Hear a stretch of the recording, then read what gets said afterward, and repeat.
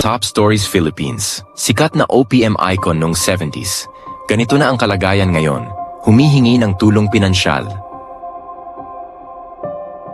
Naalala niyo pa ba ang sikat na OPM singer na si Coritha? Si Coritha ay kilalang OPM singer noong dekada 60 at 70. May bulong, dinggin mo,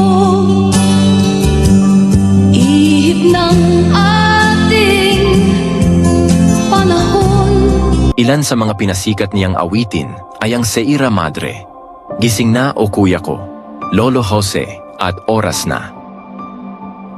Binisita ng batikang broadcaster na si Julius Babao ang dating singer sa tahanan nito sa Tagaytay.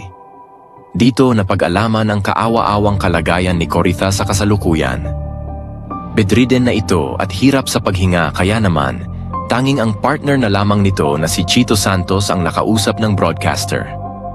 Ayon sa kwento ni Chito Santos, na-stroke umano si Coritha na naging dahilan upang ito ay maging bedridden. Hindi na ito nakakapagsalita at bahagya na lamang ang nagagawang pagkilos sa higaan. Bago ito, nasunugan rin si Coritha ng bahay. Halos walang natira sa kanyang mga kagamitan. Si Chito umano ang tumutulong noon kay Coritha upang makabangon sa buhay. Pinapadalhan ng pera, pagkain at iba pang pangangailangan. Kalaunan, hinikayat na ni Chito ang dating singer na sumama sa kanya sa Tagaytay at iwanan na lamang ang nasunog na bahay. Maayos silang nagsasama noon hanggang sa dumating ang araw na inatake si Coritha ng stroke.